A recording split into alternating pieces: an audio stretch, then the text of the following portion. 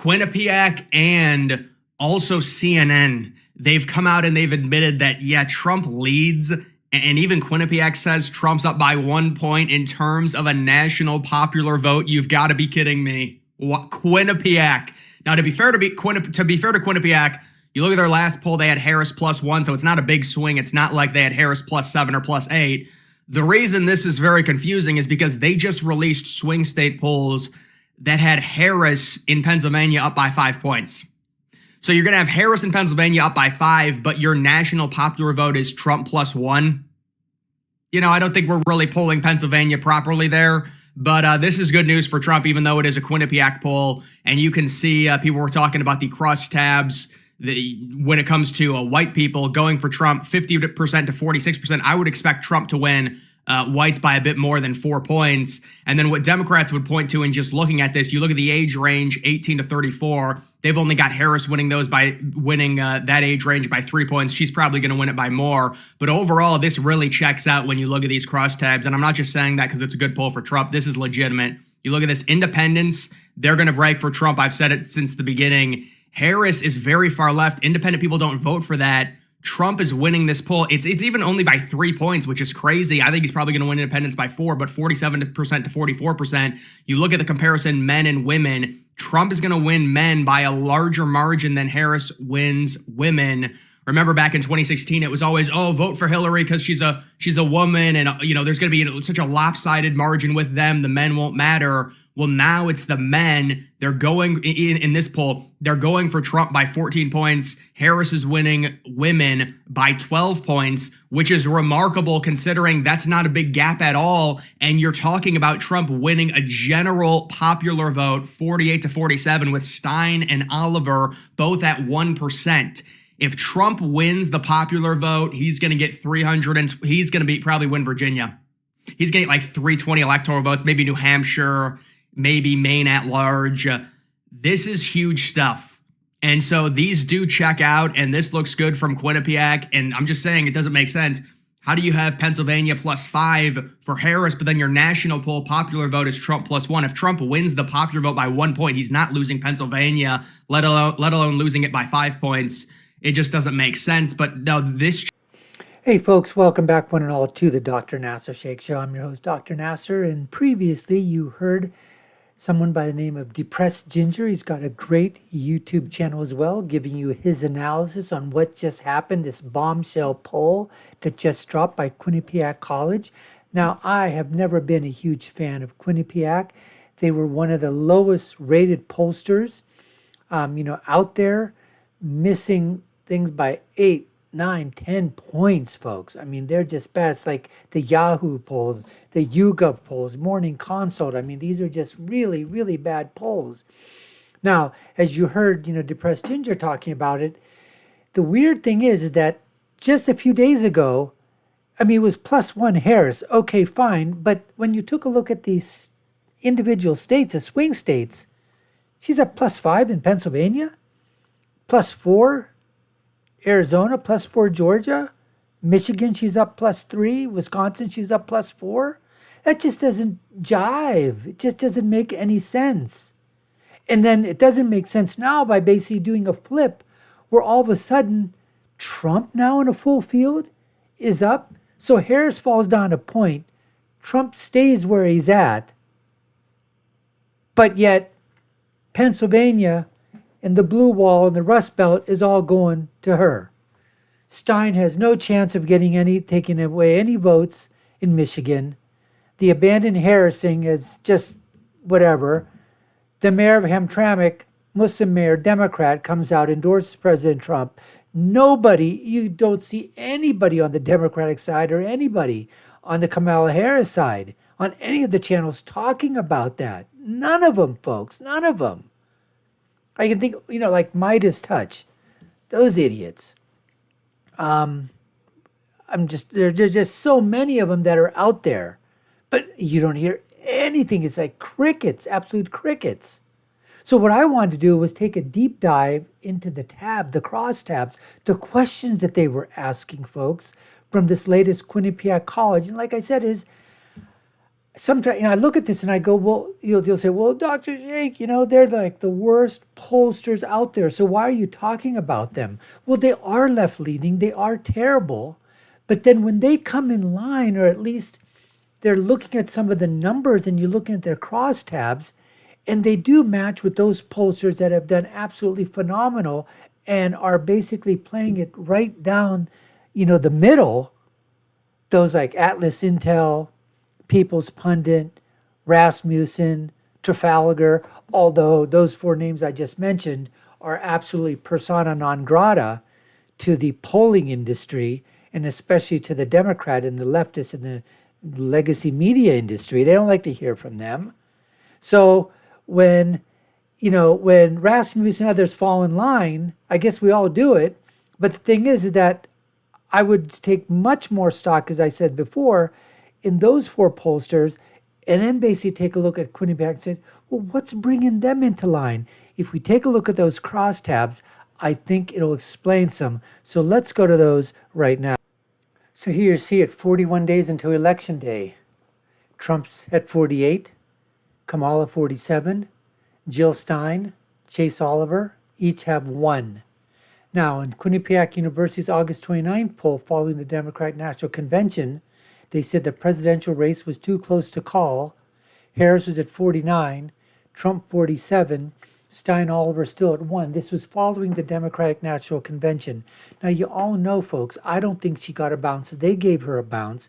But if you took a look at the crosstabs that were done, the focus polling groups that were done with the dial focus groups, every single people that did it, whether it was NBC or ABC or Fox News or CNN, all the groups of independents, whenever Trump spoke, those independents were intertwined with Trump.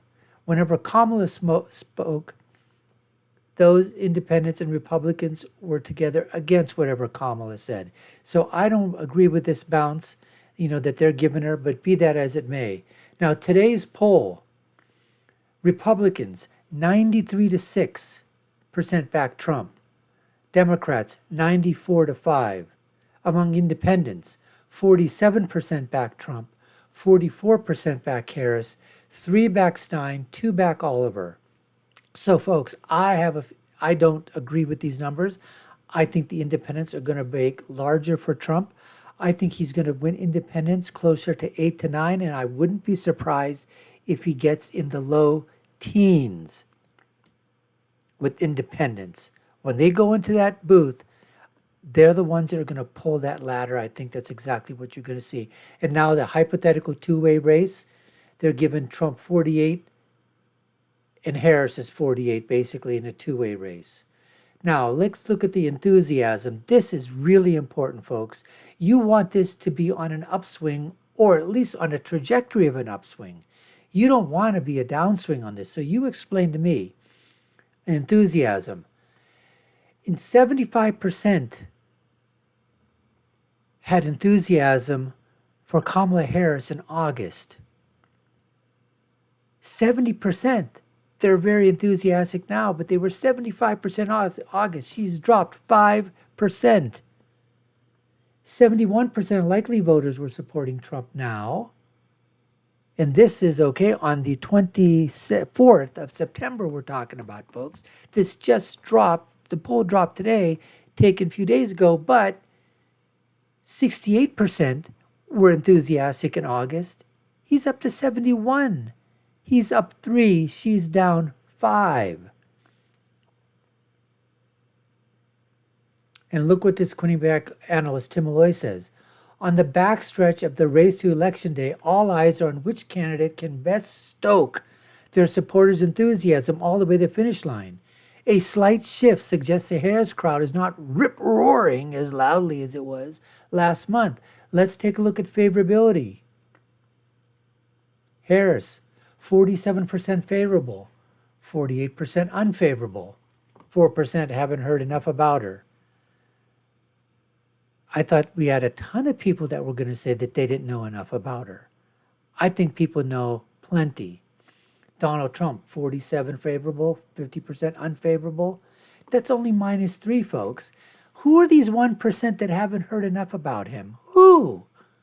Amazed, amazed. Personal traits. Voters are asked who they think care more about their needs and their problems of people like them. Who's more honest? Who has higher ethical standards? Cares more about the needs and problems of people like you. 49 say Trump, 48% say Harris. So, you know what, folks? You're up by one.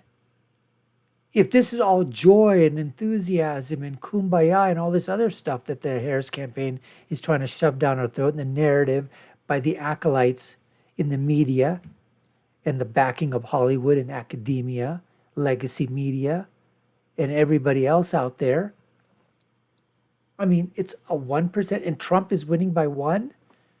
More honest. Well, 48% say Harris, 46% say Trump. I mean, she's winning by two, folks. We'll take that any time of the day. But then higher ethical standards?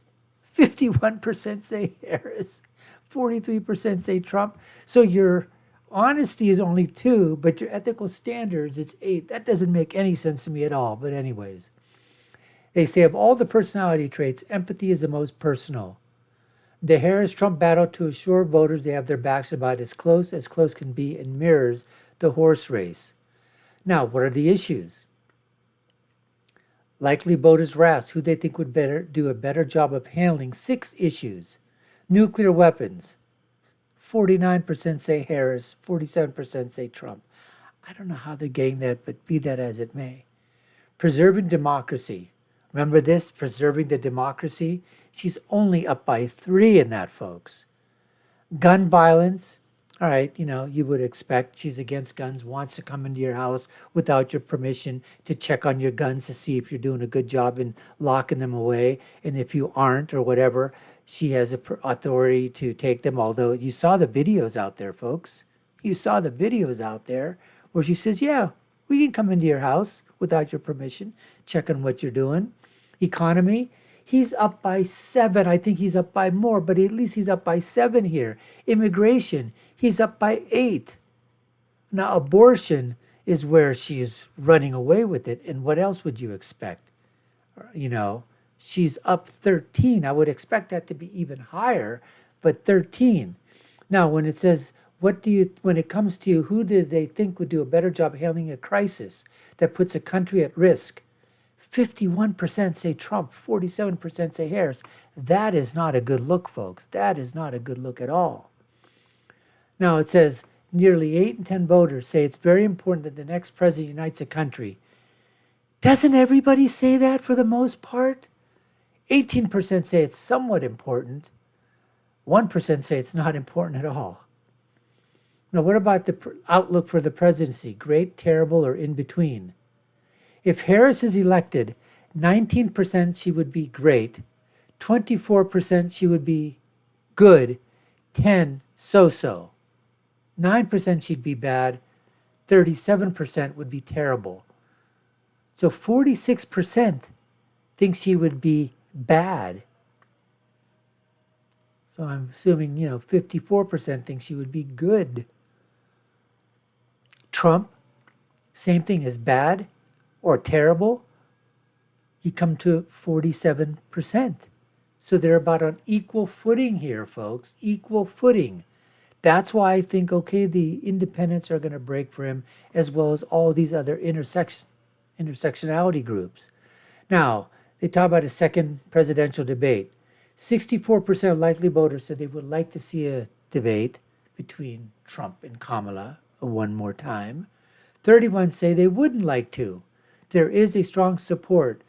And they say, she's ready to rumble. He apparently is not. This is according to Malloy, who put all this thing together for Quinnipiac. The final weeks heading to November 5th are bristling with tactics and intrigue as Trump, at least for now, steers clear of another one-on-one. There are going to be 2 seminal moments, folks. I've talked about this before. 2 seminal moments that are still left that we know of right now. There's going to be others that are going to be popping up and surprises, obviously, but there are 2 seminal moments that we know that will be appearing. One is going to be the Al Smith dinner, which right now Kamala Harris has basically said she's not coming because she's too much of a chicken and doesn't have thick skin enough to take some barbs and some insults and take some roasted jokes and comedic, let's say, laughter at her expense. And the other thing is the J.D. Vance, Tim AWOL Walls debate. That's going to be huge. Two seminal moments that I think are just going to cement this race even further in Donald Trump's direction. Now, let's take the politically motivated violence, they say. 73% of likely voters say they're either very concerned or somewhat concerned that there will be politically motivated violence following the outcome of the 2024 election. Democrats are the most concerned, as 90% say they're either very concerned, 52%, or somewhat concerned, 38%.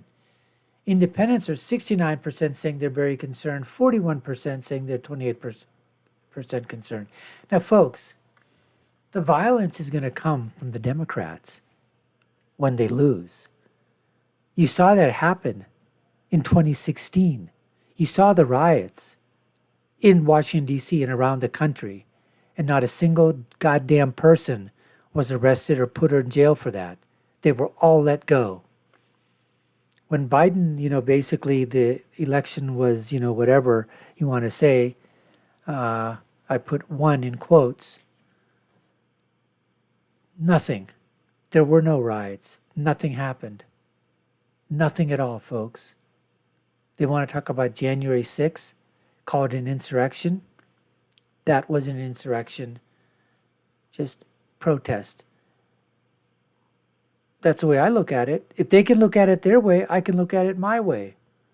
So, anyways, let's take a look. The Taylor Swift Elon Musk endorsements. More than 76% say Taylor Swift's endorsement does not make a difference in their level of enthusiasm. 9% say it makes them more enthusiastic. 13% says it's less enthusiastic. And this is what I was saying before, folks. That means absolutely bupkis. It's bullshit. It doesn't mean a damn thing. And that lines up with another poll that said that 20% said it made them less enthusiastic about the Harris candidacy. Now, what do you think about Elon Musk's, saying that he endorsed Trump? Same thing, 64% say it doesn't make a difference. 13% makes him more enthusiastic. 21%, about similar number if you agree with the other previous poll that was out there that showed about 20% said that Taylor Swift's endorsement of Kamala Harris, or they're less enthusiastic about Harris.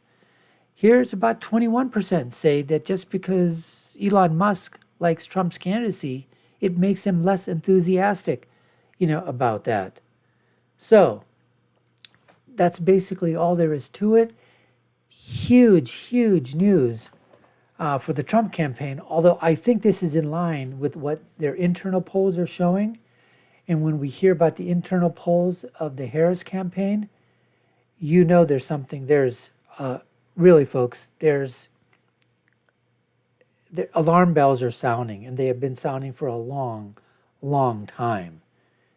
And you can see it in their faces, not going to the Al Smith dinner, not wanting a second debate. I mean, who wants it? If you won that debate, if you're winning, why would you want a second debate? I mean, these are just simple questions to be asked.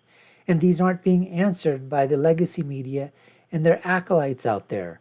So we appreciate you taking the time to watch. You've been watching the Dr. Nasser Sheikh Show.